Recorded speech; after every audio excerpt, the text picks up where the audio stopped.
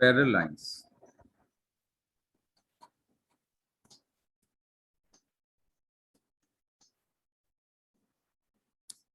बेटा parallel lines क्या होती हैं? ऐसी lines which do not intersect each other are known as parallel lines। ऐसी लाइन जो कि इंटरसेक्ट नहीं करती हैं are known as parallel lines. तो बेटा ये दोनों लाइन से यदि बात करें तो A B is parallel to C D.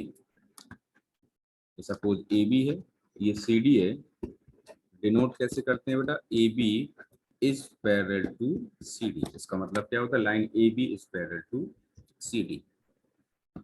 दो लाइन पैरेलल लाइंस की कंडीशन क्या होती है कि ये लाइंस कभी इंटरसेक्ट नहीं करती। तो two lines are said to be parallel, two lines are said to be parallel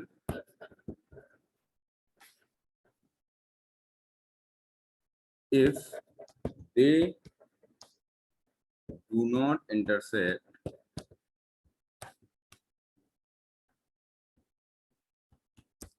each other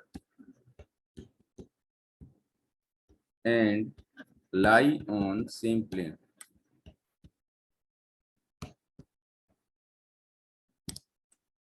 कीजिए।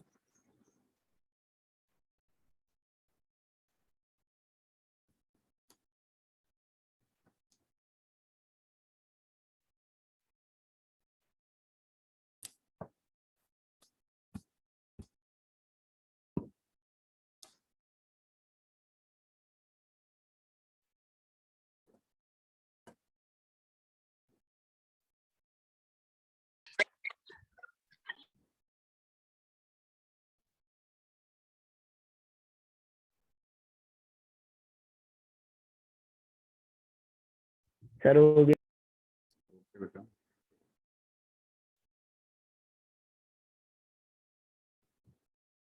सभी का हो गया ना? Transversal.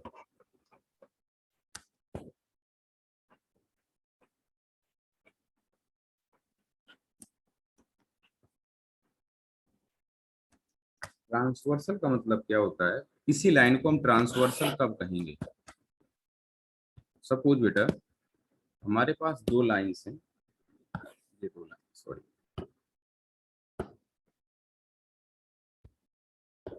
Suppose these are two lines, ये दो लाइन ए बी और C D.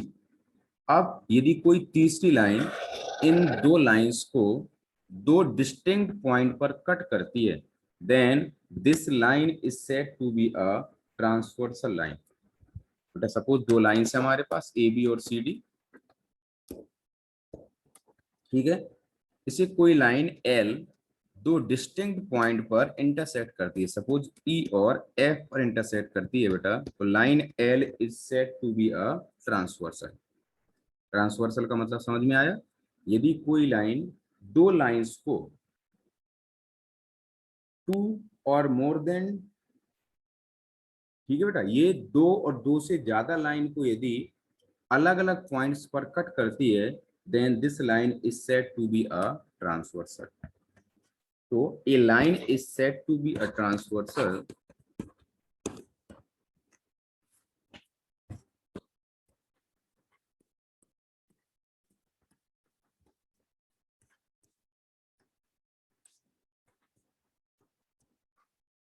if it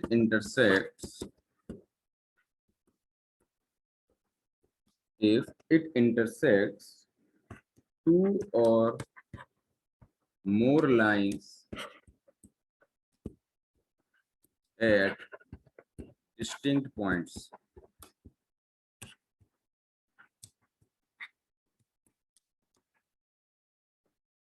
note कर लीजिए, मैंने ये बोला है कि बेटा दो लाइंस को इंटरसेक्ट करती है, टू और मोर लाइंस को, वो लाइंस पैरेलल हो ऐसा जरूरी नहीं है।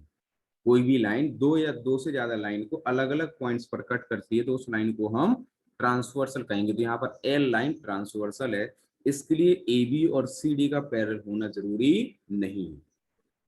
क्लियर है? कोई मिसकंसेप्शन मत बना लेना आप लोग। सर हाँ बोलो। सर हम्म। ट्रांसवर्सल का सर कोई साइन होता है? जी नहीं, लाइन है बेटा, लाइन का कोई साइन थोड़ी होता है। It is a sir line. बोलो। सर सर ए बी और सर सी डी हमेशा पैरेलल रहेंगी। हम कंटाप मारेंगे अभी तो वहीं गिर जाओगे धड़ाम से।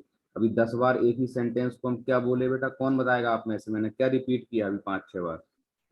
सर नेटवर्क चले गए थे। खुद सर मत। आपने ये कहा था कि अगर वो पैरेलल हो या ना हो, अगर वो कट कर रहे टू और मोर लाइंस को, तो वो ट्रांसवर्जन लाइन कहलाती टू और मोर लाइंस को Yes, sir. डिस्टिंक्ट पॉइंट पर, मतलब अलग अलग पॉइंट्स पे कट कर रही है, तो वो it is a transversal line.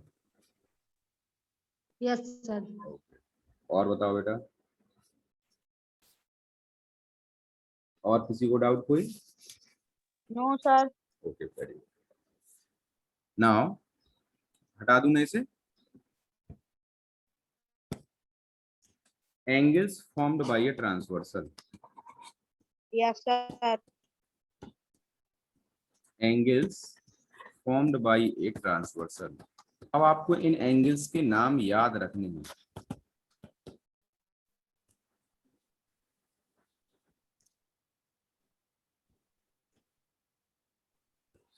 अब देखो, इसलिए मैं पैरेलल नहीं ले रहा हूं। सपोज ये कोई दो लाइंस हैं, ठीक है, इसको कोई एक तीसरी लाइन ऐसे कट कर रही है, तो जो इतने सारे एंगल्स बने हुए हैं बेटा, इन एंगल्स को हम डिस्कस करेंगे कि इन एंगल्स को क्या कहते हैं। तो suppose these lines are A B and C D, और ट्रांसवर्सल लाइन को हमने एल लिख दिया।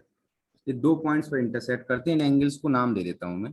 सपोज दिस इज 1, ये है बेटा 2, 3, 4, 5, 6, 7 एंड 8। अब आपको ध्यान रखना है कि कौन से एंगल्स क्या होते हैं। सबसे पहले बेटा corresponding angles.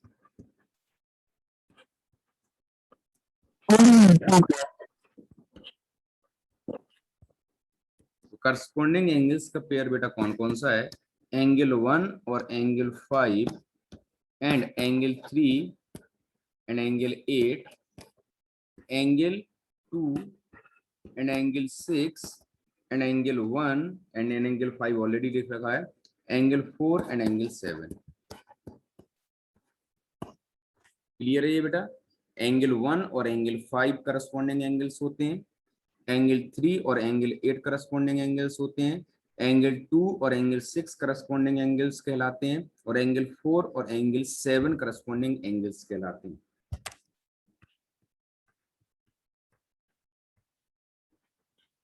And alternate interior angles.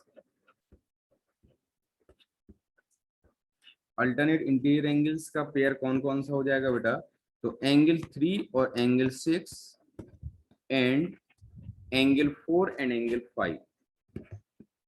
ये आप लोगों को ये पहले से पता है कि अल्टरनेट इंटीरियर एंगल्स कहलाते हैं। यस सर, सर पिछली क्लास में पढ़ा था। Alternate exterior angles.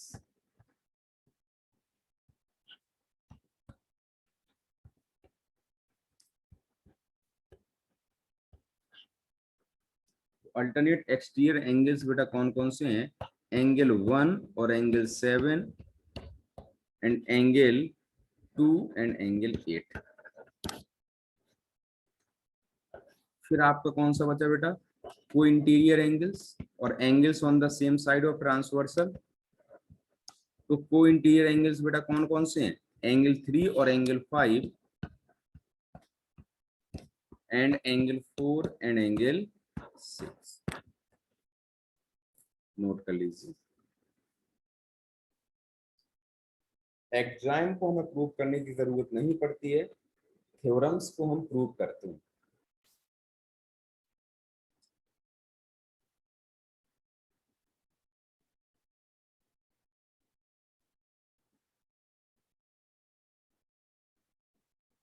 सर को एक्सटीरियर नहीं होते? नहीं।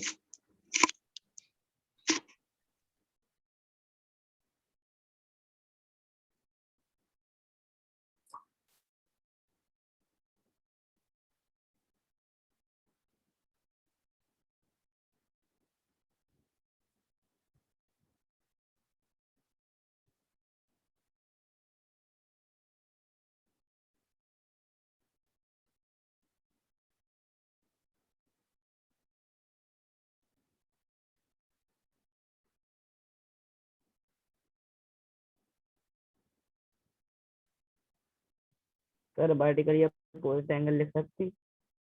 किसको? हाँ बिल्कुल, वो तो बेटा आप पहले पढ़ चुके ना, अब इसमें लिखने की जरूरत ही क्या है।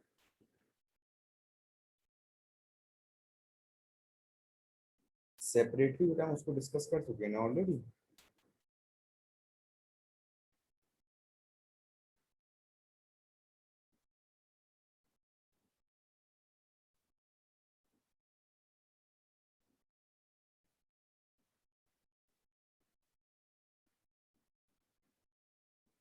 सर को एक्सटीरियर एंगल होते हैं? बेटा जो है बस सिर्फ इतने होते हैं, और चीजों के लिए आप परेशान मत हो।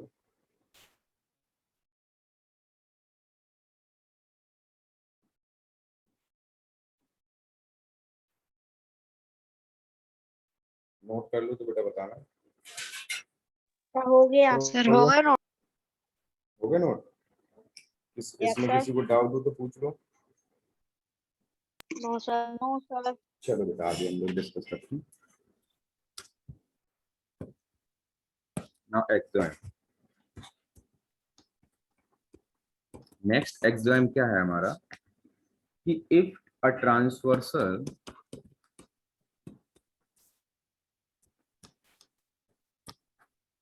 intersect two parallel lines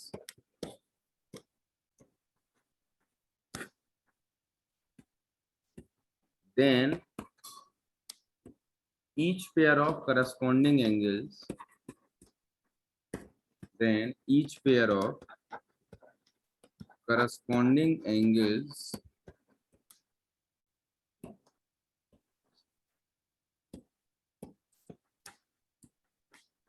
is equal।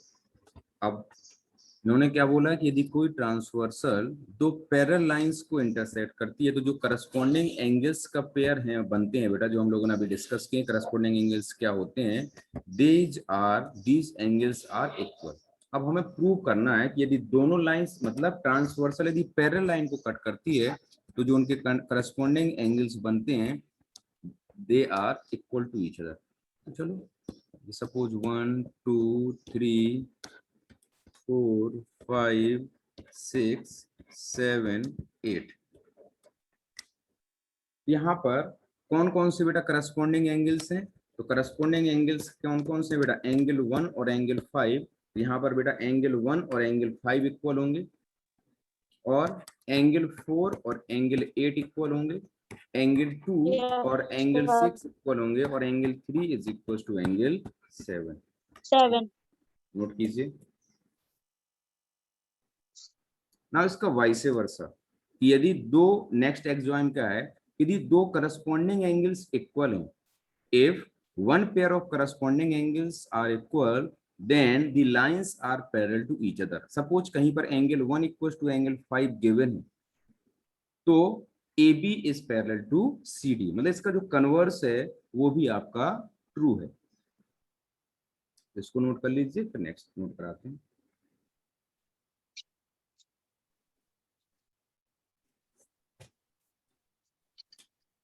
Sir हो गया नोट। सर हो गया। Yes sir. Next exam just इसका रिवर्स या कन्वर्स बोल सकते हैं कि if a transversal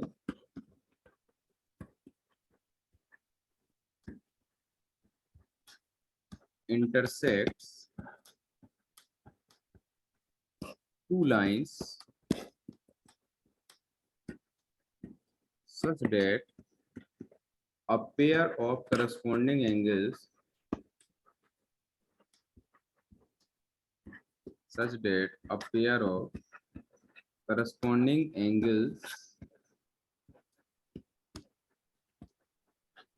is equal then lines are parallel।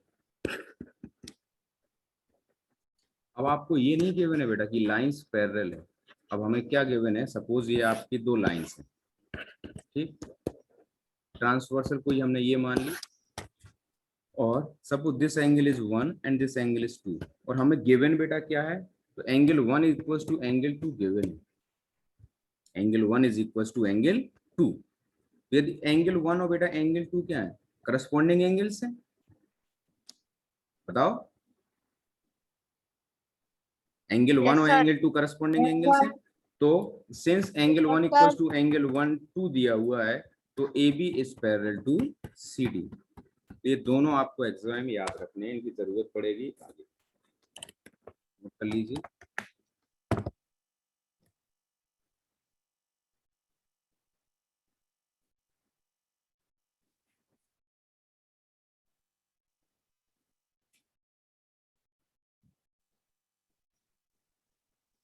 Yes, sir.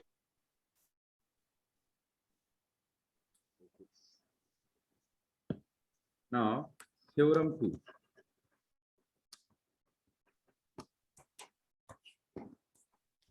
Theorem 2 क्या है बेटा? If a transversal intersect two parallel lines,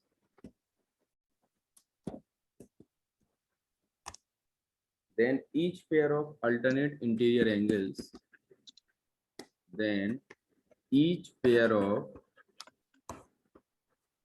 alternate interior angles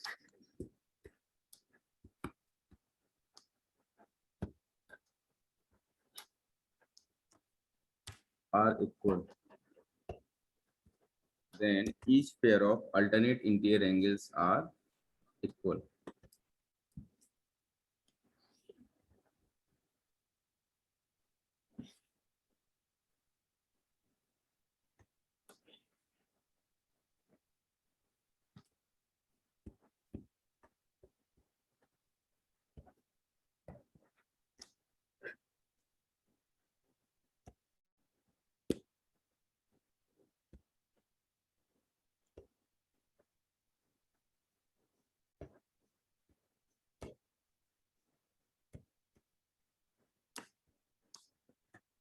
अब देखना बेटा, अब सबसे पहले बेटा हमें गिवन लिखते हैं, तो यहाँ पर गिवन में क्या लिखेंगे? AB is parallel to CD and L is a transversal। मैंने आपको बोला था कि ज्योमेट्री क्वेश्चंस में सबसे पहले आप लोग गिवन जरूर लिखेंगे। देन टू प्रूव, तो आपको बेटा अल्टरनेट इंटीरियर एंगल्स बताने हैं कि इक्वल है, तो ये आपका यहाँ पर एंगल 4 इक्वल टू एंगल 6 आपको प्रूव करना है, और angle 3 is equal to angle 5। यही तो बेटा अल्टरनेट इंटीरियर एंगल्स होते हैं कि नहीं होते हैं? चलिए देखो, अब Yes, आसान, sir. अब प्रूफ आप लोग देखना अच्छे से कितना आसान है। सबसे पहले आप मुझे बताना, क्या यहाँ पर एंगल 1 एंगल 3 के इक्वल होगा? बोलो, क्यों होंगे angle 1 is Yes, equal sir, to होगा। एंगल 3? क्यों? Vertically opposite angles. Yes, angle, sir. और इसके अलावा क्या एंगल 1 एंगल 5 के इक्वल होगा? Yes, sir. Corresponding angle. Very good. आप ज्योमेट्री में जब भी क्वेश्चन सॉल्व कर रहे हो तो बेटा ब्रैकेट में ये आपने इक्वल क्यों लिखा हुआ है, इसका रीजन देना बहुत जरूरी है। यदि आप रीजन नहीं देते हैं तो आपका सॉल्यूशन रॉन्ग है एक तरीके से। Angle 1 is equal to angle 5, मतलब बेटा एंगल 1 एंगल 3 के इक्वल है, और एंगल 1 एंगल 5 के भी इक्वल है। तो क्या बेटा यहाँ से एंगल 3 और एंगल 5 इक्वल हो जाएंगे?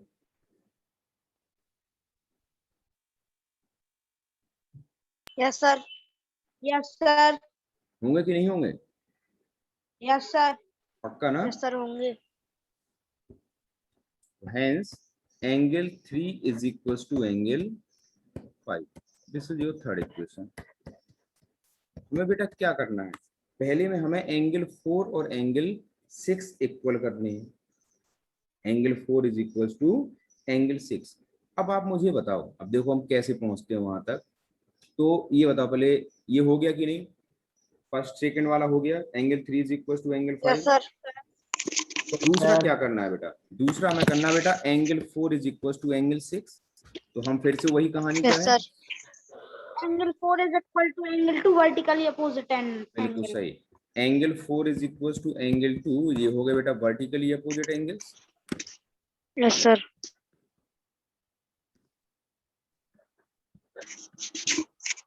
और angle 2 is equal to angle 6। Yes sir, corresponding angles. तो क्या इन दोनों इक्वेशन से angle 4 is equal to angle 6 नहीं हो जाएगा? Yes sir.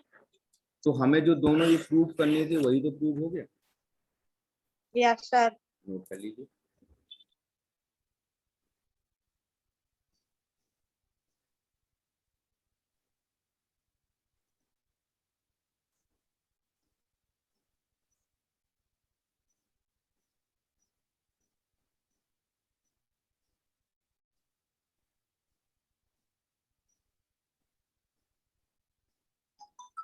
सर हो गया। यस सर, सर हो कंप्लीटेड। गया।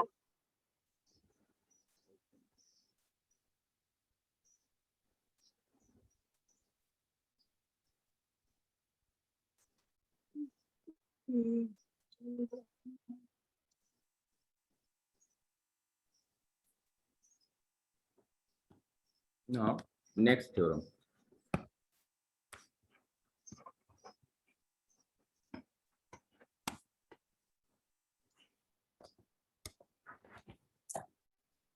If a transversal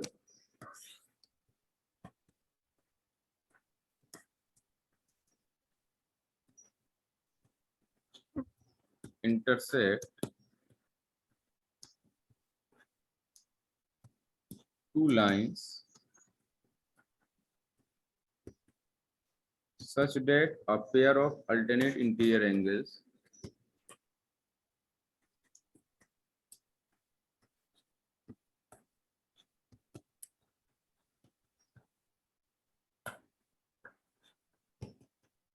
is equal,